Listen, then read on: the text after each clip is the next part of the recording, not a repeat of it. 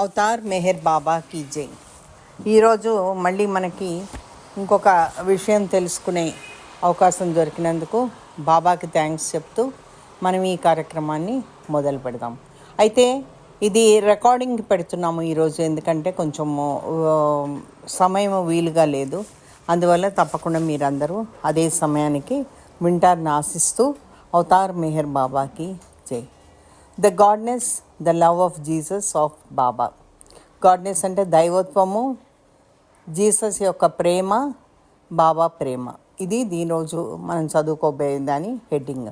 అయితే ఇది చాలా పెద్దగా ఉంది కాబట్టి దీన్ని బహుశా 3 పార్ట్స్ కింద మనం చదువుకోవాల్సి వస్తుంది. చూద్దాం ఎంతవరకు అవుతుందో అంతవరకు మనము దీన్ని ప్రయత్నించి ఈరోజు కొంత చదువుకుందాం. నేను చిన్నపిల్లగా ఉన్నప్పుడు జీసస్కి చాలా సన్నిహితంగా ఉండేదాన్ని. జీసస్ అంటే నాకు విపరీతమైన భక్తి. ప్రతిరోజు జీసస్ని పూజిస్తూ జీసస్కి చెప్తూ ఉండేదాన్ని, నీ ఫేస్ నేను చూడాలి అని. అన్ని చర్చిలకి, అన్ని చాపెల్స్కి వెళ్తూ చాలా భక్తితో ఉంటూ జీసస్ని ఫేస్ చూపించమని నేను అడిగేదాన్ని. నాకు ఎంత తపనంటే నాది విపరీతమైనటువంటి ఆ తపనతో ఆ వెతుకులాట ప్రారంభించాను. ఎప్పుడూ నాకు జీసస్ ఉన్నాడు అనే భావనే ఉండేది, కానీ ఎప్పుడు ఆయన ఫేస్ చూడడము, ఆయన ముఖాన్ని చూడడము జరిగేది కాదు. తర్వాత రోజుల్లో కాలేజీకి వెళ్ళినప్పుడు నాకు మతం అంటే ఒక రకమైనటువంటి విరక్తి వచ్చింది. ఎందుకనంటే ప్రతిదీ కూడా నాకు ఒక నటన అనిపించేది. చర్చిలకి వెళ్ళడము, అక్కడ వాళ్ళు టీచ్ చేసేది అదంతా వినడము, ఏది చేసినా కూడా జరుగుతున్న దానికి వ్యతిరేకంగా చెప్పినట్లుగా నాకు అనిపించేది. నేను చక్కటి వ్యక్తిత్వం ఉన్నటువంటి మనిషిని. చర్చిలు సరైన అవగాహనతో ముందుకు పోవడం లేదు. ఏదో మేము చేస్తున్నాము, ఏదో వీళ్ళకి సహాయం వాళ్ళకి సహాయం చేస్తున్నామని అనడమే కానీ దానికి తగ్గట్టుగా వాళ్ళు వెళ్తున్నట్టు నాకు అనిపించలేదు. భగవంతుడి పని చేస్తున్నామని అంటారు కానీ అలా జరుగుతున్నట్లయితే నాకు అనిపించట్లేదు. కాబట్టి నేనేం డిసైడ్ చేసుకున్నానంటే అన్నీ తప్పు, జరిగేదంతా కూడా తప్పు, ఏది కరెక్ట్ కాదు, ఇదంతా అబద్ధము అనే నిర్ణయానికి వచ్చాను. నాకు మంచి ప్రొఫెసర్స్ ఉన్నారు కాలేజీలో. వాళ్ళు నాస్తికులు, అంటే భగవంతుణ్ణి నమ్మరు. వాళ్ళందరూ కూడా నన్ను కూడా ఈ విషయంలో ఒప్పుకునేటట్టు చేశారు. అసలు జీవితానికి ఒక అర్థం లేదు, ప్రతిదీ అలా జరిగిపోతూ ఉంటుంది అంతే. ఈ జీవితం అనేది ఒక అర్థం లేనిది, దానికి ఏమీ ఒక అర్థం ఉన్నది కాదు, అదంతా ఒక నాన్ సెన్స్ అని చెప్పడము. చావు తర్వాత, మరణం తర్వాత మరి ఏమీ లేదు అని చెప్పడం జరిగింది. నేను కూడా ఇది నమ్మాను. నేను కూడా ఒక నాస్తికురాల్ని అయిపోయాను. అయితే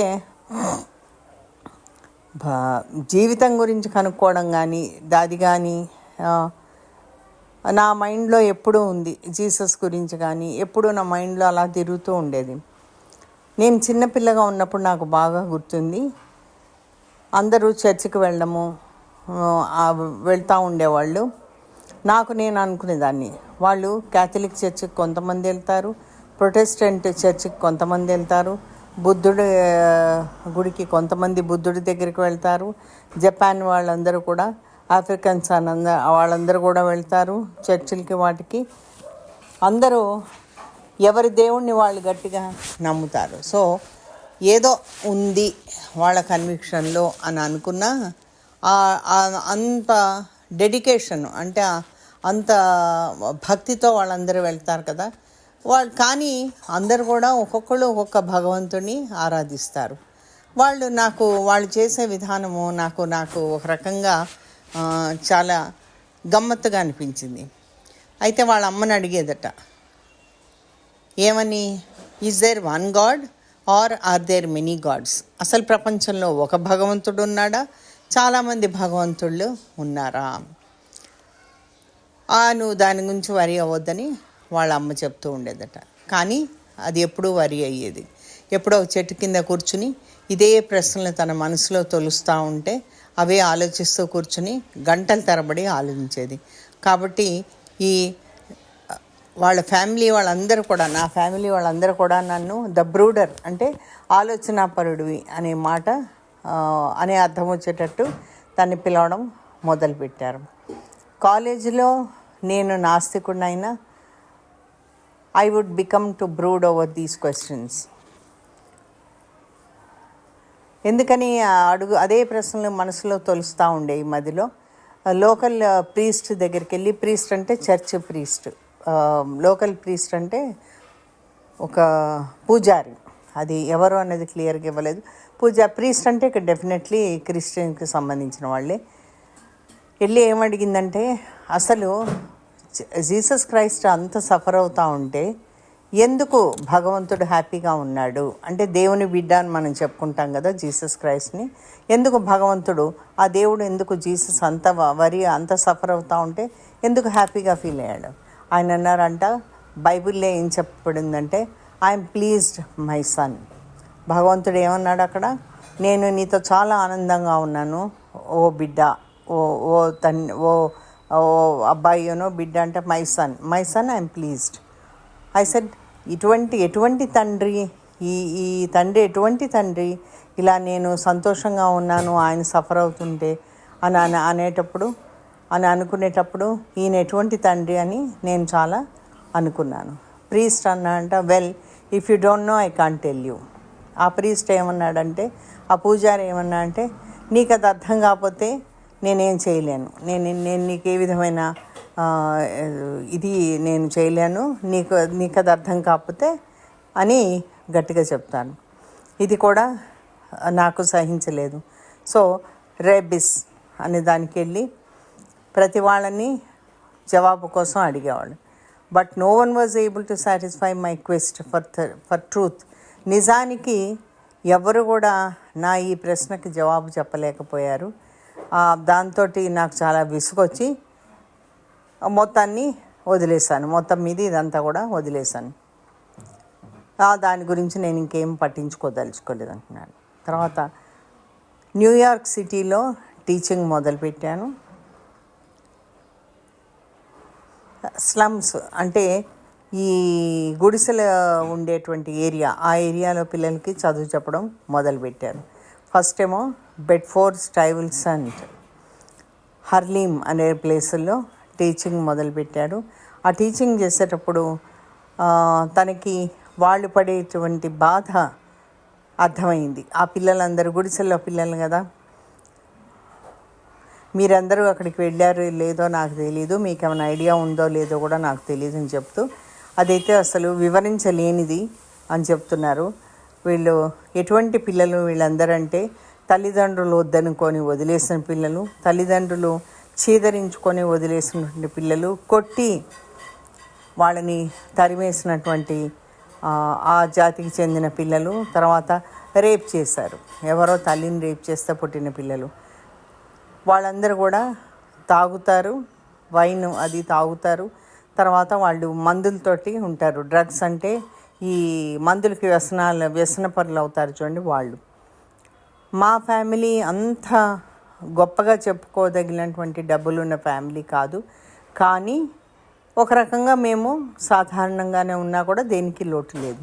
ఇంటికి వెళ్ళిన తర్వాత వాళ్ళ చుట్టాలని వాళ్ళందరినీ చూసిన తర్వాత, పిల్లల్ని వాళ్ళని చక్కగా తయారై ఉన్న వాళ్ళని చూసిన తర్వాత, మంచి ఫుడ్ ఉంది మాకు తినడానికి, అన్నిట్లో బెస్ట్గా ఉన్నాము మేము అనుకున్నాము. కానీ అక్కడి నుంచి మళ్ళీ ఏరియాకి వెళ్ళి, హర్లీమ్ అనే ఏరియాకి వెళ్ళి పిల్లలకి చదువు చెప్పేటప్పుడు మాత్రం వాళ్ళని చూసినప్పుడు బాధగా ఉండేది. కొంతమంది పిల్లలు మమ్మల్ని ఇంటికి తీసుకెళ్ళిపోండి మీతో పాటు అని అడుగుతుండేవాళ్ళ. ఒక పక్క ఇంట్లో ఇంత సంతోషంగా ఉన్నాము, చక్కటి దుస్తులు వేసుకున్నాము, ఇవన్నీ చూసిన పిల్లల్ని చూసిన తర్వాత ఇంటికి అక్కడికి వెళ్ళినప్పుడు ఆ పిల్లలు మమ్మల్ని ఇంటికి తీసుకెళ్ళిపోండి అని అన్న మాట విన్నప్పుడు అయ్యో అనుకునేవాడిని నేను. అది ఎంత వ్యతిరేకత, అక్కడికి ఇక్కడికి ఎంత తేడా, ఎంత భేదమో అనుకునేదాన్ని. అయితే వాళ్ళకి ఏమీ చెప్పడము మానేశాను నేను. వాళ్ళకి చదువు చెప్పడము అదంతా కూడా నేను మానేశాను. అయితే ఈ పిల్లల దగ్గరికి వెళ్ళినప్పుడు పిల్లలతో మాట్లాడడము అదంతా జరుగుతూ ఉండేది.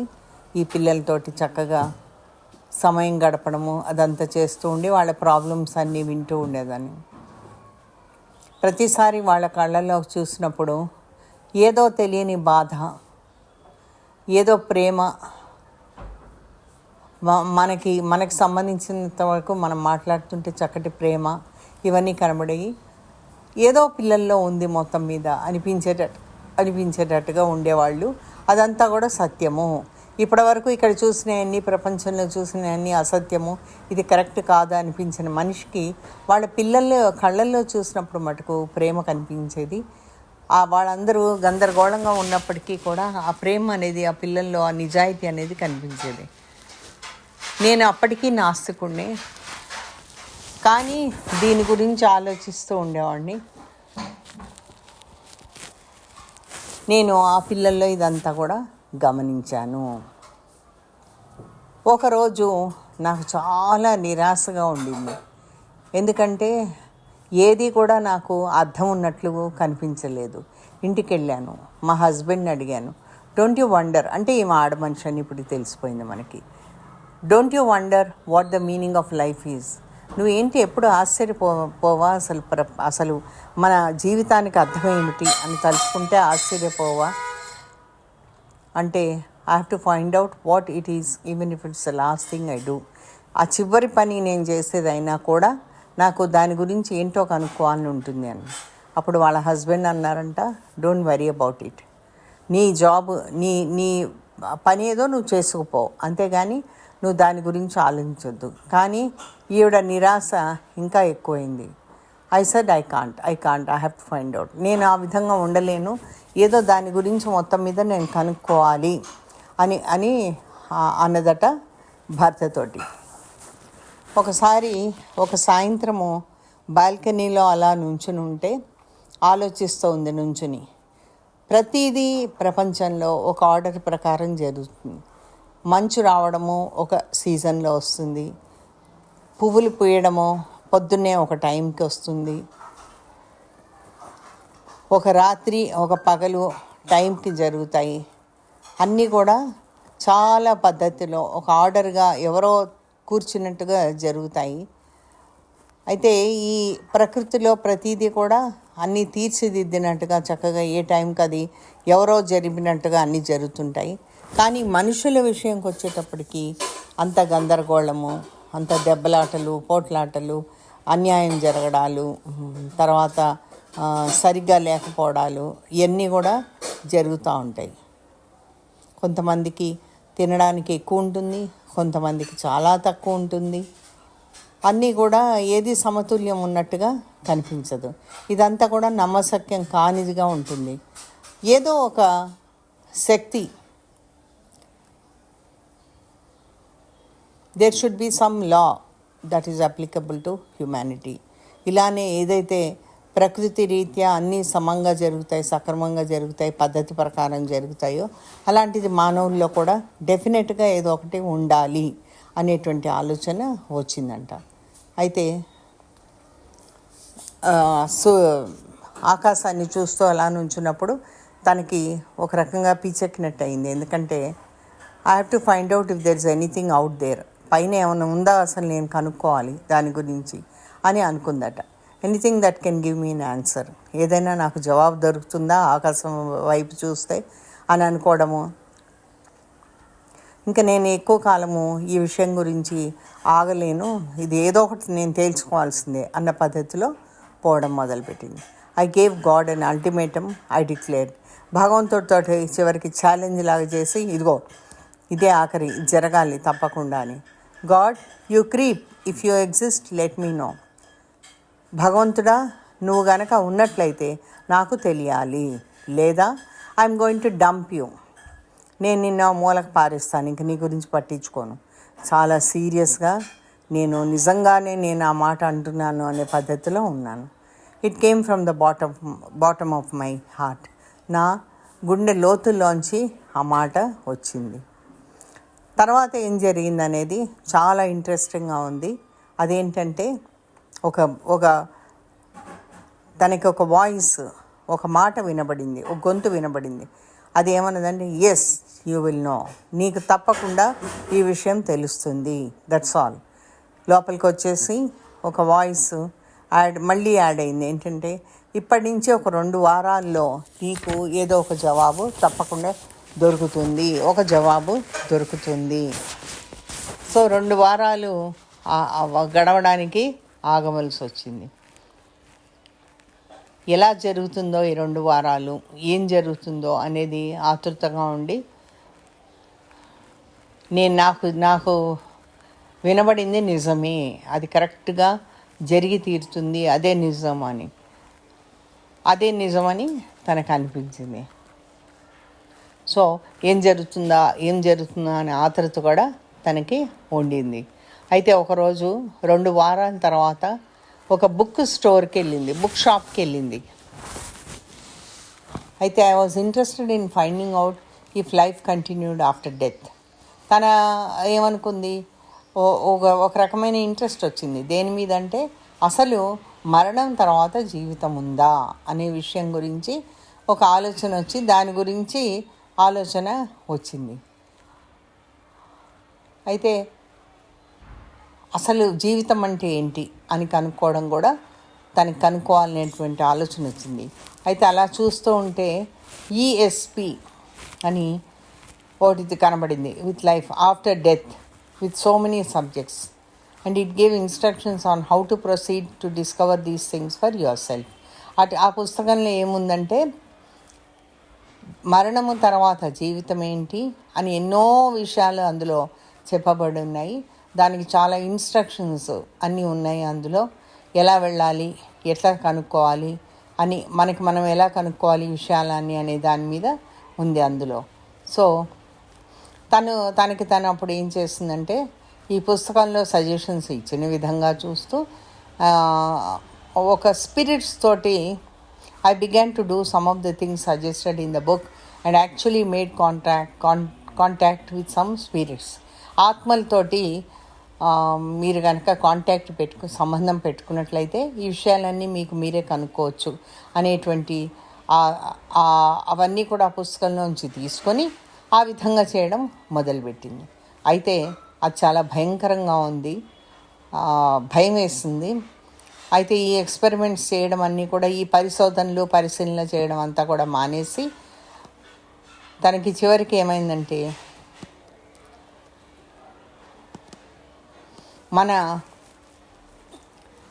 మన కళ్ళకి కనబడేది మాత్రమే మనం నమ్మాలి, అదే ఉంది అనేటువంటి ఆలోచనకి వచ్చింది. మన కళ్ళకి కనిపించేదే నిజము అనే ఆలోచనకు వచ్చింది, ఇవన్నీ కాదని. And then the voice came to me again and asked. మళ్ళీ తనకి ఇదివరకు ఒక వినబడిన శబ్దమే మళ్ళీ వినబడి, ఆ గొంతు ఏమందంటే, what about Jesus? I knew I had to continue with my search. తెలుసు. మళ్ళీ ఆ వాయిస్ చెప్పిందంటే, జీసస్ సంగతి ఏంటి, మళ్ళీ నువ్వు నీ పరిశోధన మళ్ళీ కూడా ముందుకి సాగాలి అదని. I went back to that book store and it was almost as if this one particular మళ్ళీ పుస్తకం షాప్కి వెళ్ళేటప్పటికి మళ్ళీ ఆ పుస్తకము కంటపడింది. నేనేదో పిచ్చిదానిలాగా కనబడ్డాను అక్కడ. జంపింగ్ అవుట్ ఎట్ మీ, ఆ పుస్తకం ఏదో నా మీదకి అట్లా పైకి ఉరిమి బయటకు వచ్చినట్టు నా వైపుకి దూకినట్టుగా అనిపించింది. అయితే ఈసారి ఆ పుస్తకం ఏంటంటే, అది ముందుకు వచ్చినటువంటి పుస్తకం ఏంటంటే, హౌ టు చూజ్ అ గురువు. ఒక గురువుని ఎలా మనము చూజ్ చేసుకోవాలి, ఎలా మనము చూస్ చేసుకోవడం అంటే ఎన్నుకోవాలి అనేది. I don't know why I bought it. నేను అది ఎందుకు కొన్నానో నాకే తెలియదు. ఆ పుస్తకం తెలిసినప్పుడు చదవడం మొదలుపెట్టాను. మెహర్ బాబా పేరు చూడగానే ఏదో అయ్యింది నాకు. I never heard about Meher Baba before. Meher Baba గురించి ముందెప్పుడు కూడా నేను వినలేదు. అది ఆ పుస్తకంలోంచి ఆ పేరు చూస్తూ మొట్టమొదటిసారి ఈ మార్పు ఏదైతే నాలో వచ్చిందో దాన్ని గమనిస్తూ ఉన్నాను. అది నేను వివరణ ఇవ్వలేనటువంటి మార్పు అని చెప్తున్నారు. అది ఒక విద్యుత్ తరంగంలాగా నాలోంచి వచ్చింది అండ్ నన్ను ఆవరించింది, నా మొత్తాన్ని ఆవరించింది. ఆ నామము శక్తి అంటున్నారు. I thought Meher Baba, was it that, what is that? నేను ఏంటి మెహర్ బాబా అసలు ఏమిటది అని I was totally engulfed in this energy. ఆ ఎనర్జీ అంతా కూడా తనని ఆవరించినట్టుగా అనిపించింది. ఉట్టి కేవలం ఆ మెహర్ బాబా అనే పేరు అది ఎంతో శాంతిగా ఉంది, చాలా శాంతినిచ్చింది నాకు. అలా ఎందుకు జరిగిందో నేను ఎక్స్ప్లెయిన్ చేయలేను, నేను దాన్ని వివరించలేను. ఒక రకమైనటువంటి దాన్ని ఏమంటారు, వెలుగు వచ్చిందని. హూ ఇస్ దిస్ మెహర్ బాబా? అప్పుడు ఈ మెహర్ బాబా ఎవరు అనుకున్నాను. ఆ పబ్లిషర్కి రాసింది. అప్పుడు పబ్లిషర్ అంటే ఈ పుస్తకం ఎవరు ప్రింట్ చేశారో వాళ్ళకి తన ఉత్తరం రాసిందట. ఏమని? Who is this Meher Baba? I have to find out. They wrote back right away and sent me some pamphlets from Meher Baba information in California. మనకి ఎట్లాగైతే అహ్మద్నగర్లో మనకి మెహర్ బాబా ఇన్ఫర్మేషన్ గురించి ఇవ్వాల్సింది అంతా కూడా ఆ ట్రస్ట్ ఆఫీస్ అవన్నీ ఉంటాయో, అదే మాదిరిగా అక్కడ కాలిఫోర్నియా అనే రాష్ట్రంలో మెహర్ బాబా ఇన్ఫర్మేషన్ అని ఆ ఇన్ఫర్మేషన్ ఇచ్చేటువంటి ఇది ఉంది. అక్కడి నుంచి అది ఆర్గనైజేషన్, అది బాబా సెంటర్ ఉన్న ప్లేస్ బర్క్లీలో. అక్కడి నుంచి తనకి జవాబు వచ్చింది. కొన్ని ప్యాంప్లెట్స్, కొన్ని అచ్చువేసినటువంటి పేపర్లు, కరపత్రాలు కూడా వచ్చాయి. This must have been around 1970 or so. ఇదంతా జరిగింది 1970లో ఆ ప్రాంతంలో అని చెప్తున్నారు. అయితే ఆ లెటర్ ఓపెన్ చేసి పార్కింగ్లోనే లెటర్ ఓపెన్ చేసేసింది. బాబా పిక్చర్ చూడడం మొదలుపెట్టింది, వాళ్ళు పంపించిన పిక్చరు. అప్పుడు తనకి ఆ పిక్చర్ చూడగానే ఏమనిపించిందంటే ప్రపంచం అంతా కూడా ఒక నిలిచిపోయినట్లుగా తనకి ఆ ఫీలింగ్ అనిపించింది. అయితే దానికి చాలా ఐ వాజ్ మెస్మరైజ్డ్, అంటే ఎవరో మాయ చేసినట్లుగా అనిపించింది. బాబా పిక్చర్ చూస్తూ ఉండి అలా అనిపించింది.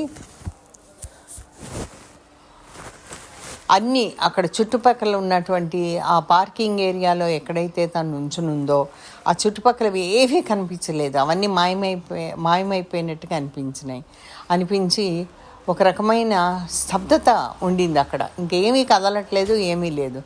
ఆ పిక్చర్ చూస్తూ ఉండి తను అలాంటి ఫీలింగ్ వచ్చింది ఆవిడకి. అది ఏమాత్రము నేను ఎక్స్ప్లెయిన్ చేసి చెప్పలేను అంటారు. కానీ కళ్ళలోంచి అలా అశ్రుధారలు కారుతూనే ఉన్నాయి, చెక్కిళ్ళంతా తడైపోయినాయి, కారుతూనే ఉన్నాయి. I didn't know who Meher Baba was. Still I did not even know. ఇంకా అప్పటికి కూడా మెహర్ బాబా ఎవరో తనకి తెలీదు అంటున్నారు. I read the little pamphlets, but it wasn't enough, so I ordered the discourses. అది చదివినప్పుడు అక్కడితోటి నాకు ఆగలేదు, నాకు అది సరిపోలేదు. అందుకని వెంటనే డిస్కోర్సెస్ బుక్కి ఆర్డర్ ఇచ్చింది. డిస్కోర్సెస్ భగవద్వచనము పుస్తకానికి ఆర్డర్ ఇచ్చింది. భగవద్వచనం కాదు, డిస్కోర్సెస్ వేరే బుక్. డిస్కోర్సెస్ బుక్కి ఆర్డర్ ఇచ్చింది. ఆ పుస్తకాలు వచ్చినప్పుడు ఎంత ఆతృత అంటే దాని గురించి చదివేయాలి, దాని గురించి తెలుసుకోవాలి, అలాంటివి అనిపించి రాత్రి పగళ్ళు కూర్చుని ఆ పుస్తకం చదవడము మొదలుపెట్టింది. రాత్రిళ్ళు I stayed up night after night reading them as if they were honey. అదేదో చక్కటి పుస్తకాలు, తేనె ఎట్లా తాగుతామో మనము ఆ విధంగా ఆ పుస్తకాన్ని మనం తాగలేము అంటే దాన్ని పోల్చారు. అట్లా అంతగానో ఆ పుస్తకాన్ని విడవకుండా చదివారనమాట. అప్పుడు తనకేమనిపించిందంటే తన బుద్ధి మొత్తం మారుతుంది, తన చైతన్యం మొత్తం మారుతుంది అన్నట్లుగా తనకి మారుతుంది అన్న ఫీలింగ్ వచ్చిందంట. ఎందుకంటే దాని గురించి మాట్లాడడం కూడా ట్రబుల్ అనిపించింది. ఎందుకంటే రెండు వారాల్లో తను అనుకున్న మనిషి కన్నా కూడా తను గతంలో ఉన్న మనిషిలా కాకుండా పూర్తిగా మార్పు వచ్చింది. ఎంత మార్పు వచ్చిందంటే వాళ్ళ హస్బెండ్ అన్నారంటే, ఏమైంది నీకు అసలు, నీలో ఏం జరుగుతూ ఉంది, నీకేమైంది అసలు అని అడిగాడంట భర్త. I change really was incredible the change. అంటే అనుకోని మార్పు వచ్చింది నాలో అని చెప్తా ఉంది. I mean I use to drink, I use to get depressed, to worry a lot. నేను తాగేదాన్ని, తర్వాత నేను నిరాశకి లోనై ఉన్నాను, ఎప్పుడు అన్నిటి గురించి వరి అయ్యేదాన్ని. అలాంటిది ఎప్పుడు ఏదో అదొక లోకంలో ఉన్నట్టు నడవడము, బాబా బాబా అని రిపీట్ చేయడము, బాబా మెహర్ బాబా మై గాడ్ అని అంటూ ఉండడము. తర్వాత ఐ వుడ్ క్రై ఒక దగ్గర కూర్చుని విపరీతంగా ఏడవడము, బాబా గురించి ఆలోచించడము, రాత్రింపగళ్ళు బాబా గురించి ఆలోచించడము, ఇలా జరుగుతూ ఉందంట. It changed my life. నా లైఫ్ అంతా కూడా బాబా వల్ల మారిపోయింది కంప్లీట్గా. Within weeks I was happy and dancing, drunk with Joy.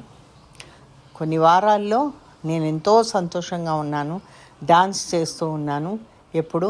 తర్వాత ఆనందంతో తాగాను. అటువంటి జీవితం అయిపోయింది నాది. కానీ